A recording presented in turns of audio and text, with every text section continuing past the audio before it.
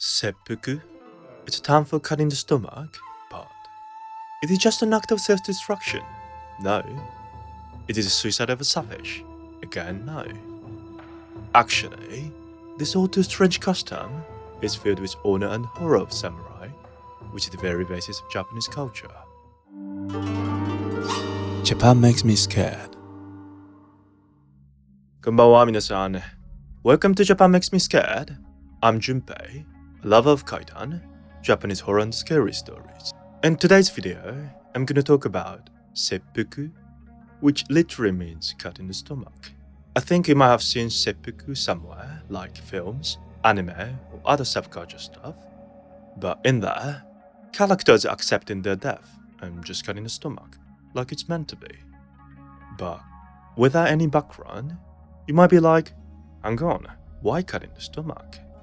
And so many other questions will be popping up in your head. So today, we're going to dive into these agendas to kind of global approach to seppuku. Then, hopefully, you'll be able to understand the basis of Japanese culture. Alright, let's get started. First, let me briefly share what seppuku means. Seppuku is a form of ritual suicide that involves cutting the stomach. But, of course, it's not just the act of self-destruction. It was an expression of honor and devotion to the samurai code, known as bushido. For samurai, death by seppuku was a way to reclaim dignity after failure, to show loyalty to a lord, or to avoid falling into enemy hands. By cutting the stomach themselves, samurai displayed immense courage and willingness to suffer in the most direct way possible. So again, it was not just about dying, it was about dying with honor. Then why did it have to be the stomach cutting? It might be because of the belief that the stomach, or abdomen, holds a person's soul and emotions. By cutting it open, the samurai symbolically laid bare their sincerity, demonstrating their truth and purity to the world. By the way, you might have heard of Harakiri as a similar term, haven't you? Then you might wonder what the differences are. Actually, they describe the same thing, and I always thought that too. Also, when you think of kanjis used for both terms, seppuku is cutting stomach, and harakiri is stomach cutting. They look the same, except the order, right? But according to some research, seppuku is more like the formal ceremonial term, often used for cutting one's stomach as a form of punishment, which is practiced in Edo period from 17th to mid-19th century. On the other hand, harakiri is a more casual, colloquial term, which is used for all stomach cutting in general. Think of it as the difference between passed away and died. Both describe the same event, but one carries a more respectful tone, right? It's this kind of difference here. Anyway, I will use seppuku mainly in this video for less confusion, cause, I'm a respectful person, at least wanna be. While there are several theories about the origins of seppuku, one of the earliest examples involving real samurai is the story of Minamoto no Tametomo, a warrior from the late Heian period in the 12th century. Tametomo was known for his exceptional archery skills and imposing physique. The legend says he destroyed a ship of 300 samurais with one bow. Crazy strong, right? In 1170, after defying the imperial court, Tametomo was attacked by them. Rather than surrender, he is said to have taken his own life by cutting his stomach. A detail of the incident is briefly mentioned in the ancient book called Hogen Monogatari. However, the term seppuku itself was not explicitly used here at that time. It wasn't until 14th century, during the late Kamakura period, that the term seppuku actually appeared in written form.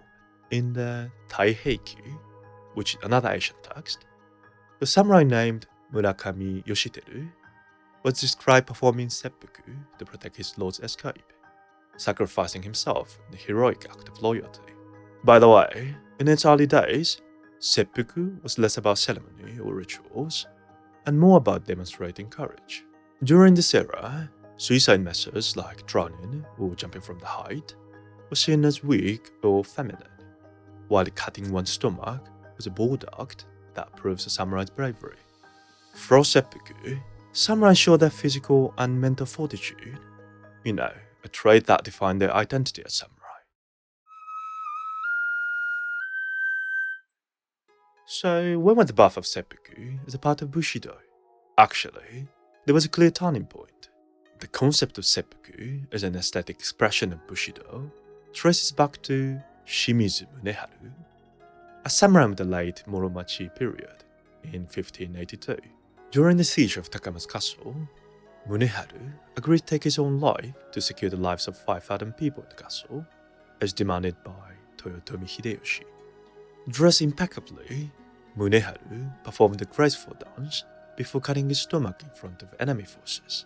His composure and ceremony were so profound that Hideyoshi himself called Muneharu the ideal samurai. This act kind of set the image of seppuku, or the ultimate honorable death, embodying the spirit of bushido. This word didn't exist at the time, but Muneharu went viral. After Muneharu, there was a trend of samurai committing seppuku to follow their deceased lord, which is called oibara, literally meaning following stomach. This oibara type of seppuku became so widespread that it threatened the survival of entire clans. Plus, it's getting into the Edo period in the 17th century when the shogun, the big boss, tried to maintain social order through laws and norms. With this background, in 1663, oibara was outlawed and seppuku became an officially sanctioned, highly regulated form of capital punishment. The laws confined who could perform seppuku, at where, the tools requires, and even the role of kaishakunin, which is the second who delivered final blow with a sword to ensure quick death. By the way, about the actual steps and the process of seppuku at the time, let me get to that later.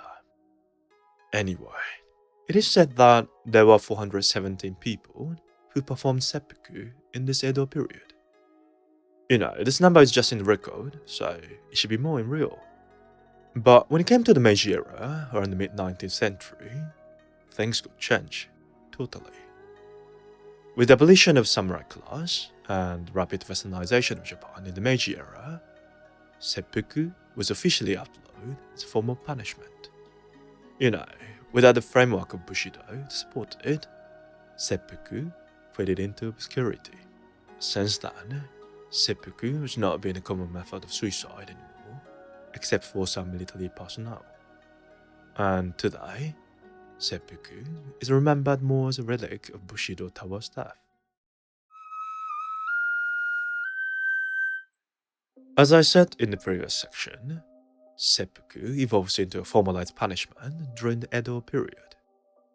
Unlike its earlier iterations, Edo-era seppuku followed a strict manual, which I will share here. First, I'm going to talk about where seppuku was done. You might think that samurais are samurais, but there are actually several ranks among them. The top is shogun for sure, but under him, there were several layers in the hierarchy. The location of a seppuku ceremony depended on this ranking of individual. Then, high-ranking samurai were granted the dignity of performing seppuku in a garden or on a tatami of a formal room. In contrast, lower-ranking individuals were confined to a prison cell. Even the number and placement of tatami mats varied according to this rank. I know it's a sad fact, but indeed, every detail reflected the samurai's status, even in death. Next, the participants. There, 3 individuals played key roles in the ceremony. The condemned samurai, the inspector who confirmed the death of samurai in the end, and most importantly, the kaishakunin. Why is this kaishakunin the most important? Because they were tasked with beheading the condemned samurai and their suffering swiftly. For that reason, they even had to be highly skilled samurai himself as well. So now, we we talk about the dinner steps on the day of seppuku. The condemned samurai began the ritual by purifying themselves with a bath. Then, dressed in shinishozoku, which is the white kimono for death, they sat calmly on the tatami, facing their inevitable fate. In front of them was a sampo, a small stand that held a dagger and a bowl of water. High-ranking samurai often compose a Hainan poem, which is called Jisei-no-ku, reflecting on life and death. At the critical moment, the samurai removed their upper garments, exposing their bodies. They would take the dagger, stab the left side of their abdomen, and draw it to the right in a single motion. Once the act was complete, the kaishakunin stepped in to perform the decapitation. At this time, the neck should not be severed completely. Instead, the soul should left a thin connection, allowing the head to fall naturally on the knees through the force of gravity. This practice symbolizes control and restraint, qualities essential for an ideal samurai. You remember I told you, only a master swordsman could execute that delicate task as kaishakunin. The ceremony concluded with confirming the samurai's death. From start to finish, the entire ritual is said to have taken no more than 10 to 15 minutes. I know most of you are familiar with seppuku as a single act, but it actually comes in many forms, each reflecting a different purpose or circumstance. Let's explore the key types of seppuku, each with its own unique meaning and ritual. First, there is oibara, which means follow-up seppuku. As I explained earlier in the history section, this type of seppuku was performed by vassals or close family members following the death of their lord. It was seen as the ultimate expression of loyalty and devotion, where the retainer would join their lord in the afterlife. The second one is tsumebara, or forced seppuku. It wasn't a voluntary seppuku, it was imposed as a punishment for failure or disgrace.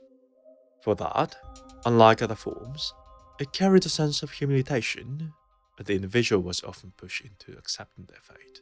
The third one is munenbara, which was seppuku of regret. This form was performed out of despair, often to protest an injustice, or as an expression of frustration at being unable to fulfill one's duty. It was a deeply personal act, reflecting the anger of a samurai. Finally, there was sashibara, which means like pointing seppuku. This is a dreadful practice whereby if somebody sends a sword that he himself has committed seppuku with to somebody he holds a grudge against, that person will also have to commit seppuku. Can you imagine how sinister it is? What if one day an unlucky sword is sent to you? Just imagine it. It's frightening, isn't it? By the way, there were also some cases where traditional seppuku was not possible or practical. Even brave samurais were actually scared of their death, for sure. In such cases, other kinds of, easy mode options were used to maintain the symbolism of the act. For example, a wooden sword, or even a sensu, which is a folding handy fan, was used in place of a small knife. With that, the condemned samurai would go through the motion of seppuku, symbolizing the act without actual harm. There is another alternative called ippuku, which means the use of poison. This method allowed for more discreet death, especially in situations where the public nature of seppuku was not appropriate. There are like 100 or 1,000 stories related to seppuku in history, but here I will share my personal choice of two most famous seppuku stories. The first one is 47 Ronin. The story goes back to 1701 in the Edo period. Within Edo Castle, Asano Naganori, acting as a receptionist for the imperial envoy, came into conflict with his instructor, Kira Yoshihisa. Unable to bear Kira's insults, Asano inflicted a blade wound on Kira in the end. The result was just a small cut on the head, but drawing a sword in Edo Castle itself was a serious offense, and Asano was ordered to commit seppuku on the same day. Here's another thing. Usually, when there was conflict between two samurais, both of them should have performed seppuku at a time. But Killer, on the other hand, went unpunished, and his actions were regarded as an unfair and dishonorable judgment against Bushido. Many felt that way, as well as his vassals. Since the Sano family was cut off as a result of this incident, and its vassal became Ronin, which means samurais without lord. However, 47 Ronin decided to avenge their lord. In 1702, 47 Ronin dared attack the Kira residence and kill him. This action was widely praised as a demonstration of the loyalty spirit of Bushido. But while they were recognized for their loyalty, they also broke the laws, so therefore, they were not dismissed from punishment. In 1703, the shogun ordered the Ronins to commit seppuku as well. They completed this event with their own ritual of seppuku, keeping their honor based on Bushido. This story has been adapted into various forms of storytelling, including literature, theater act, and film, known as Chushinkura. And this story has been deeply engraved in the hearts of Japanese people, even nowadays. What is more, in 2013, he even made a Hollywood film titled with 47 Ronin. Well, it turned out to be another westernized joke dealing with Japanese culture, casting Keanu Reeves as the main character. But I would say it was enjoyable as entertainment, at least. The next story is Sakai Incident. It took place in 1868 at Sakai Port on Osaka Bay. In this incident, when the crew of the French warship landed in Sakai, and, they did whatever they wanted, which was even annoying citizens around. Samurais from the Tosa clan tried to surround and asked the French soldiers to leave, but it eventually led to a gunfight. Ultimately, 11 French soldiers were killed. The incident immediately became an international issue, and the French government strongly protested. In order to settle the incident, the shogun ordered 20 samurais to commit seppuku. The other day, there were 20 Tosa samurais were lined up and started performing seppuku, one by one. Can you imagine the feeling of the French side? I'm sure without any background, it was their first time to see seppuku in front of them. And seeing each samurai cutting their stomach is just a pure horror experience they never faced. In fact, when the 11 samurai finished seppuku, the French side asked for the cease of the ritual. The numbers was matching already, so they thought it was enough. The impression of seppuku to the French was so deep that after the Sakai incident, the culture of seppuku was introduced to the West as a cruel and bizarre suicide ritual. It sure contributed to the misunderstanding of Japanese culture as a whole. Even today, I think Japan is a very unique and strange country, but perhaps the origin of that image was seppuku from this Sakai incident. Just to be honest here, seppuku is undeniably a gross act, isn't it? Just an unimaginable order for anyone in the modern world. None of us could even think about performing it ourselves, for sure. But also, I can't deny that there is something deeply profound within its brutality. A sense of form, discipline, and an unshakable commitment to honor. Actually, as a Japanese person, I find myself moved not by the act itself, but by the beauty of its structure and the spirit it embodies. I'm not gonna lie about that. While the practice of seppuku has vanished from our society, its essence of living with integrity, standing firm for one's beliefs, or taking responsibility for one's actions, those things remain timeless. So I think it is a legacy we should cherish and carry forward into the future. Anyway, What do you think about seppuku? Do you feel the same as me, or disagree on some point? Please let me know in the comments. Also, if you like this video, please like and subscribe. That'll be a huge motivation for me.